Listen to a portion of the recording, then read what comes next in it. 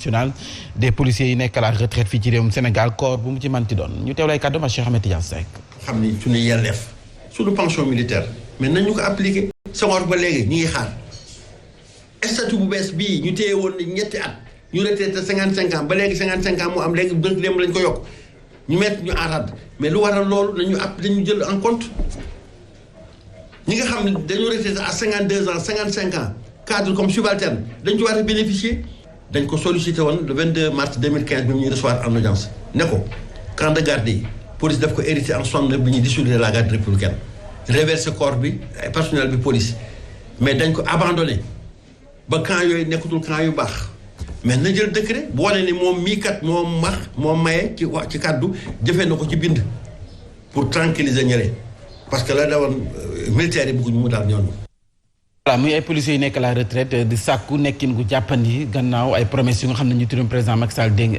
diggoon ne leen ko waaye ñuy fàttali ni tamit tey ji mooy nekk 3e jour grève waa ñi daan liggéey si ndem si yàlla Sotrac ama Sénégal ak SIAS ndax dañu nekk ci ab xiifal ñoom it lu ñuy sàkku moo di koppar bu nga xam ne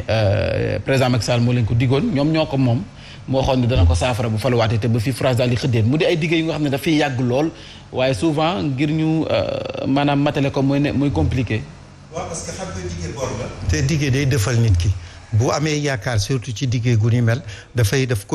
koy tax sax mu gën a mu am kii mu am pas-pas donc léegi ñooñu nga xam ne dañoo liggéey ba wàcc ba nga pare liggéey defe naa ne dañ leen war a bàyyi xel bu baax a baax a baax parce que tamit li nga xam ne ni moo di pension moom mooy téye nit ki moo tax la plupart du temps la ciy gis fii Sénégal maanaam nit bu liggéeyee ba jël retraite léeg-léeg dana génn àddina ci loo xam ne peut-être que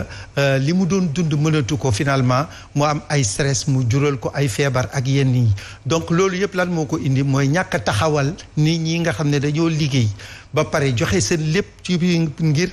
maanaam seen njaboot ngir Sénégal donc ñooñu tamit bu ñu demee ba jël retraite war nañ leen mën a joxal pension boo xam ne mën nañ cee as tuut dund mais surtout soo diggee ba pare tamit nga jur yaakaar li ci gën daal mooy nga matal sa diggin donc en réalité moo tax wax dëgg ak yàlla ñi nga xam ne dañoo liggéey ba retraité la plupart du temps seeni doom bu ñu leen ci jàppalewul rek ñu ci bëri ci hôpital la ñuy mujj.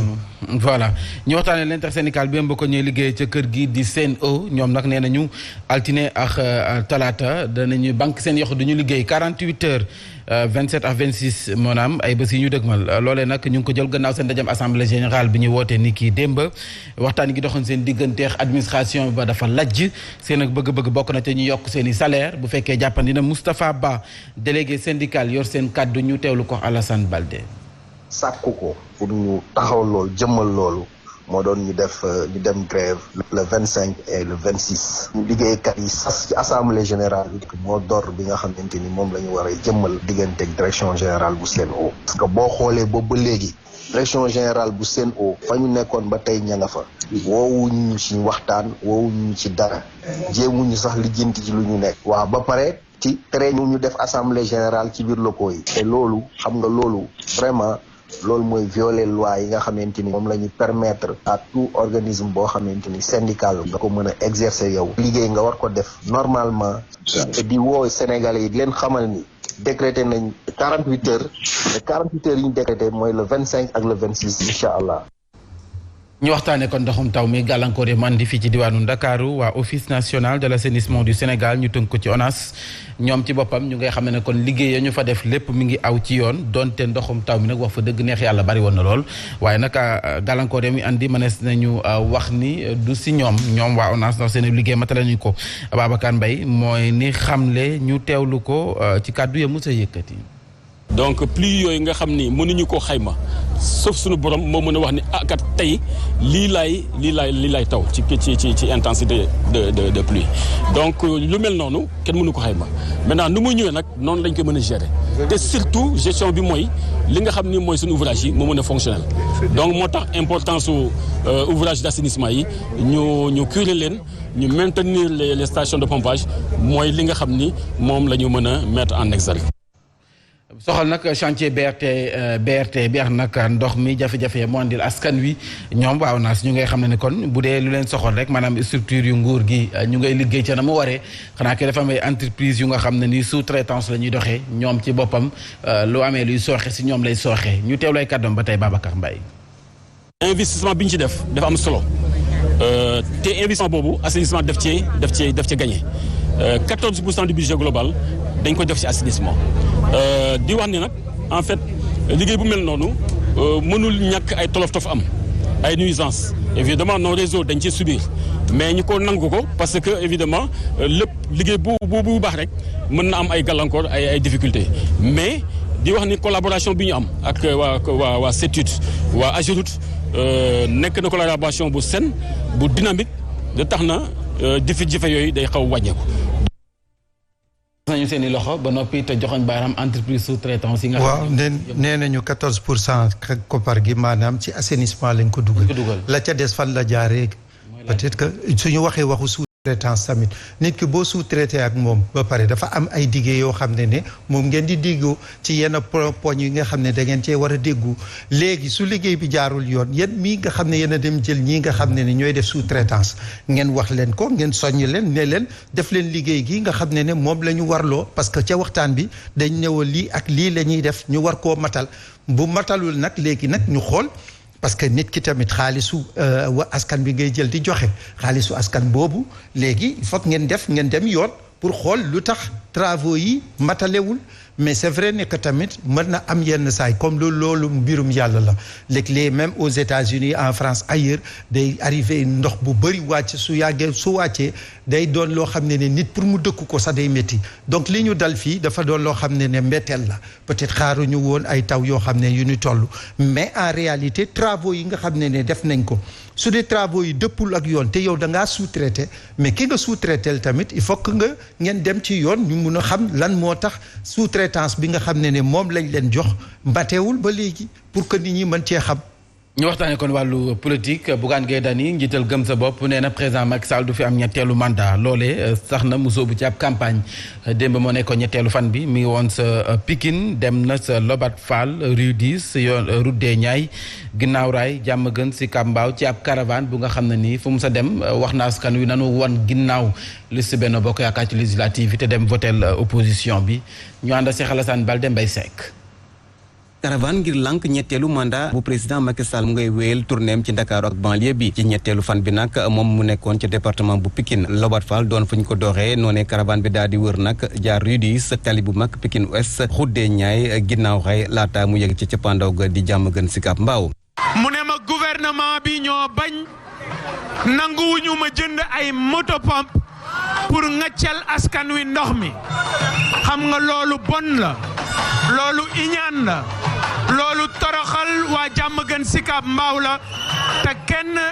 defu ko ku may président Macky Sall. campagne bu ni mel nag li ko tax a jóg mooy rek lankal askan bi ñu daal di wooteel waa coalition Benno Bokk Yaakaar noonee ñu jàppale bu baax a baax ñi nga xam ne mooy opposition bi Bougane Gueye Dany nag xam ne ni mën nañoo wooteel ku ne ba mu des Macky Sall ak ay ñoñam. fii ci département bu Pikine dañoo bëgg liste bu Wallu ak Yewwi muy intercoalition bi Wallu ak Yewwi liste boobu la ñu bëgg ngeen fexe votel ko incha allah le 31 juillet bu ko defee monsieur le maire mi dana nekk député maire incha allahu rabbi. caravane bu ni mel nag guddee lool ci biir banlieue bi naam sax am nañ ci yaakaar bu baax a baax suñ sukkandikoo ci kàddu leader ba moom mi jàpp ni du am benn siq sax ci victoire opposition bi fanweeri fan ak benn ci weeru sulet di bësub élection yi. la ba njàngat ngay def si doxalinu Bougane Gueye Dany ci campagne am bi nga xam ne moom la sumb. moom day élaborer ay stratégie bi mooy lan soo xoolee élection législative yi moom mooy ñëw presque déterminer li nga xam ne mooy élection présidentielle te moom mi ngi ci dynamique boobu donc il a trouvé benn stratégie boo xam ne day xeex le président de la République c'est-à-dire que dafa jël président bi def ko son alter ego léegi daf koy ne kii bu leen ko jox troisième mandat te ci loolu mi ngi campagne. alors que dafay bañ li nga xam ne lu ñuy tubaab di ne césure mooy maanaam nga nekk ci benn dynamique nga jékki-jékki rek ñu kase dynamique boobu ñu kase parce que buñ ko teree ne que mu dem nekk ci li nga xam ne ni am listam ci élection législative am dynamique boobu la bëgg a perpétrer moom lay continuer ba léegi mu trouver benn stratégie mooy maanaam le 3e mandat xeex ko te mu ngi ci logique am c'est-à-dire que dina ci dem ba li nga xam ne mooy présidentielle mais nag bu demee ba ne day wut ay moto pompe daf koy bëgg a jox askan wi loolu je crois savoir ni que bépp citoyen bu ko def da ngay ne citoyen yéen ñëpp ku ci mën nga am yéene defar li nga xam ne lu baax la ci réew mi mais nga ne leen baax na donc mais mënuloo leen tere ñu naan leen moto pompe parce que moto pompe tamit stratégie la li fi amoon yëpp comme inondation loo soo seetee ba seet moto pompe lañ doon utiliser. donc tey jii mënuñu koo bañ nañ koo bàyyi parce que moom am na man-man bi ñu seetaan ko mu jënd ay moto pompe jàppale askan bi peut-être dina am ñeneen ñoo xam ne tamit daañ ci sóobu jàppale tamit ñoom it seen askan mais je crois savoir ne que waruñu woon mun a interdire que ñuy utiliser ay moto pompe parce que loolu mooy alternative bi fu ñu toll nii. ñu waxtaanee pàcc bi ñu jagleel coalition yi législative yi tey jii nag xam nga ne bëri na ci ay liste yu nga xam ne ñoo fi nekk juróom-ñett waaye bëri na si sénégalais ñu xamul ñan ñooy tête de liste yi alors tey jii nag dañuy ndax Fatoumata Diop mu présenté ñu ñan ñooy tête de liste yi fi nekk si juróom-ñetti coalition yi.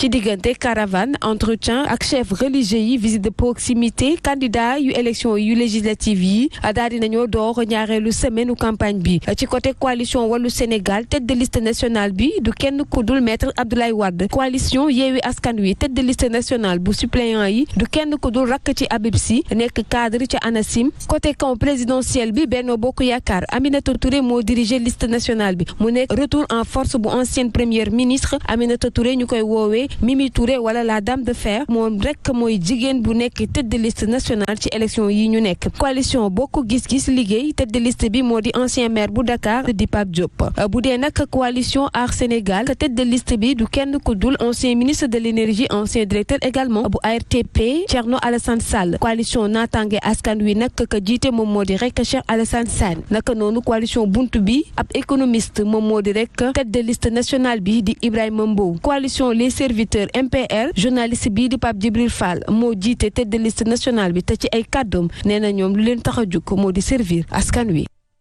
ndawi réew ma la ñuy desandi ak ay soxna yu nga xam ne yàgg nañu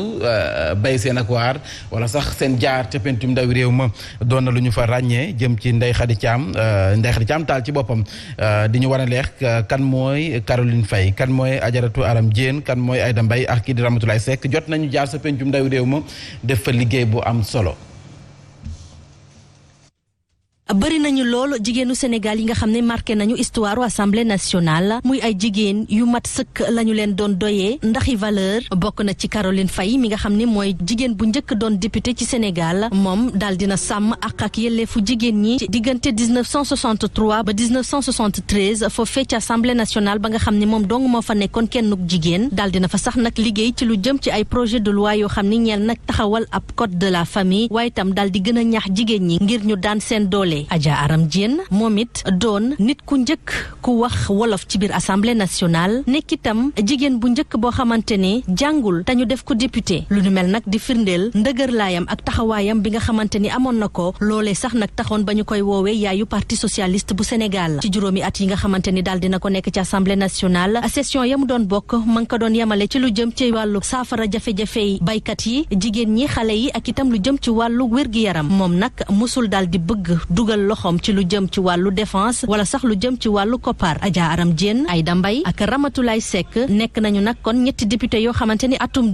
1983 la ñu leen daal di tabb ràññee nañ leen woon bu baax ci wàllu politique ci biir réew mi loolu donte ni sax nag amuñu woon formation bu dëgër. mu day profil yu nga xam ne sa nekkoon nañu assemblée nationale mais profil yu ni mel dañ koy gën di ñàkk di gën di gis foofee sa assemblée nationale dafay gën di néew daal. mu ngi daaneel ne amuñu woon njàng mu sori waaye am nañu xel bu sore te am nañu tamit ay valeur parce que loolu moo ci am importance à l'assemblée nationale. du parce que da nga njàng moo lay yóbbu njàng yenn yi ci éducation la éducation moo gën. njàng boo xam ne dañ lay soli xam-xam boo xam ne mën na laa réeral parce que nit bu amee éducation dina neexa bés bu amee li nga xam ne mooy njàng ñaar ñooñu bu ko couplé dana ko yóbbu fu sori mais assemblée nationale wax dëgg ak yàlla dans sa trajectoire wax dëgg ak yàlla jigéen ñi ñoo ko gën a marqué parce que góor ñi la plupart du temps lan lañ fa nekkee woon mooy maanaam temps yooyu sax amuloon rivalité boo xam ne bu exacerbé. peut-être que ku ci nekk da ngay am sa xalaat après dañuy def ay confrontation mais confrontation yooyu ci idées yi ñuy meññal ci foofu lay confrontation mais bu léegi loo ci gis ay dóorante ay saagante ak ay wax ju ñaaw ce qui fait que dañu war a dellu siwaat ci jigéen yooyu nga xam ne def nañu tey ji historique bi parce que ñooñu ay exemple lañu ay modèle lañu donte am na ñu ci jàngul mais ñooñu war nañu yoon bi naka la ñu war a jaar ba léegi moo tax tey jii dañuy ne bu tey nekkoon démb kon tey jii sénégalais benn du jooy parce que pourquoi la ca nekkoon démb ak newul tey jii parce que ñooñu ñi nga xam ne tey jii ñoo toog assemblée nationale ay wax yu ñaaw saaga tiiñalante ak yooyu mais assemblée taxul ñu tabaxee ko noonu parce que dafa di loo xam ne ku ci nekk da ngay ñëw nga jox sa xalaat boobu ngay jox bu meññee nit ñi dinañ la ci nawloo mais boo ñëwee ak ay saaga ak ay wax yu ñaaw ak lu kenn xamul mais nit ñi dañ la koy xoolee soo déggee ne peut-être que sax ñii nga xam ne dañuy retirer seen carte yi pour dem voter mais c'est à un rythme très lent parce que pourquoi am na ñoo xam ne sax dañoo découragé parce que li ñuy gis noonu daanaka neexuleen ci seen assemblée nationale il faut que nit ñi mun a redéfinir yi mais pour redéfinir les personnes il faut nga convoquer ñi nga xam ne c'était des personnes de haute volée ñoo xam ne réew mi leen namoon réew mi moo leen gën réew mi moo leen gënal ci lépp lu ñuy def ci lépp lu ñu doon def te réew mi intérêt askan wi lañ jiitaloon ci seen i activité sa pencum ndaw mi réew mi la ñu dese ni am ay baat yu nga xam ne dañu ko fay faral di dégg saa suñuy jot ay xibaar nag dañuy jéem a faram-fàcce baat yooyee tey baat bi ñu tànn moo di question orale lan mooy question orale tontu li yàq Doudou Wade. question orale yooyu dañ ko organiser ci benn yoon par semaine ngoonte woon nga war a jàpp ne ñeenti yoon ci weer bi seeni rajo war nañ dem assemblée di couvrir question orale lu règlement bi tëral la ñu ne am na question d'actualité ñaar par 15 jours benn par 15 jours muy ñaar ci weer yi ngoonte bon juróom benn yoon war ngeen di mën a xëy di dem foofu pour loolu ak benn boo xam ne par weer lu mu néew premier ministre war na ñëw ci assemblée bi une fois par mois pour moom ci boppam mu taxaw ñu laaj ko am na question écrite mooy bi nga xam ne da nga koy bind ñu yónnee ko ministre bi dafa tenir pour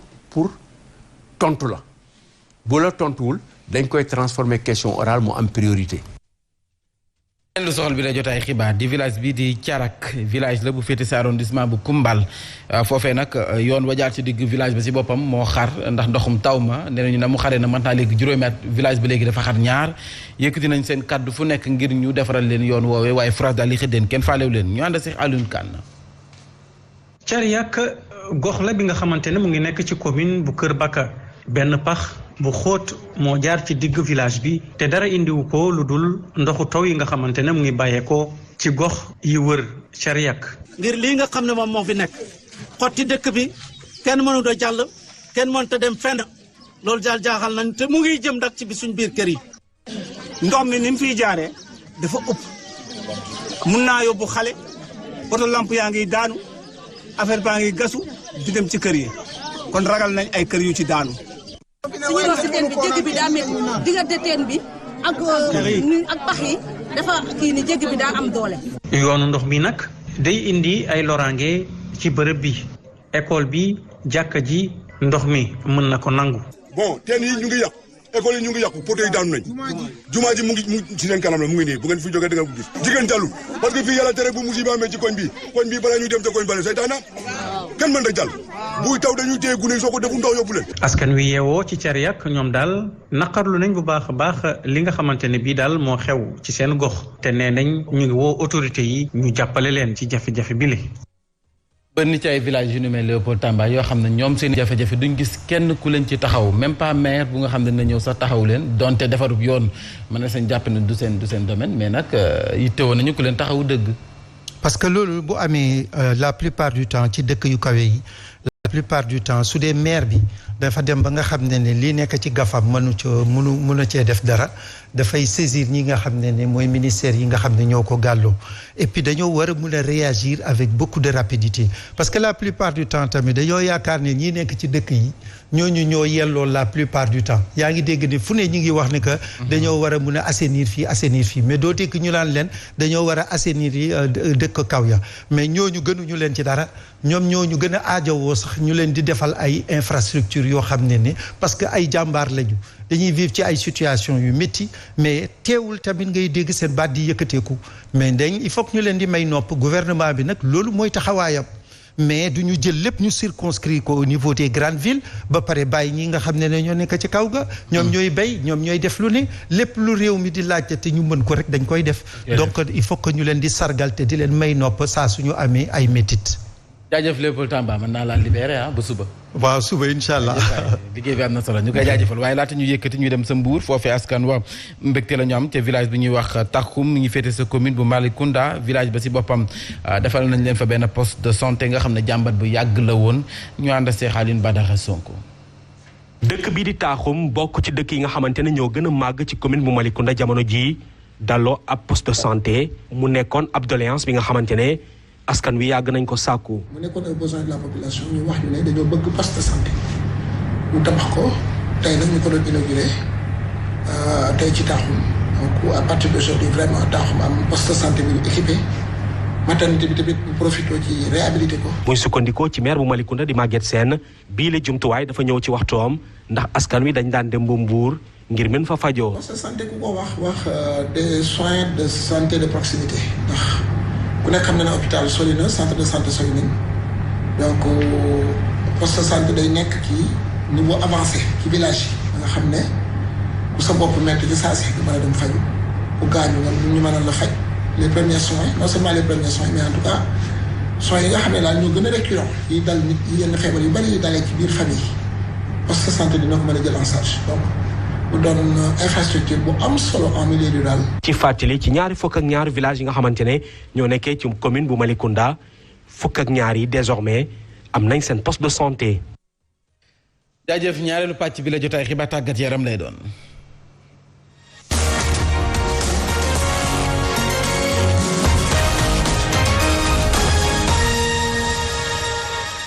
borom jam siti Hadougar Pape Mantembu maa ngi laa nuyu. maa ngi laa fay Mame Ndiaye. liggéey tey. alhamdulilah. baale jàmm. waaw ñu ngi sant yàlla bu baax baax. yàlla na sant yokk. incha allah ak.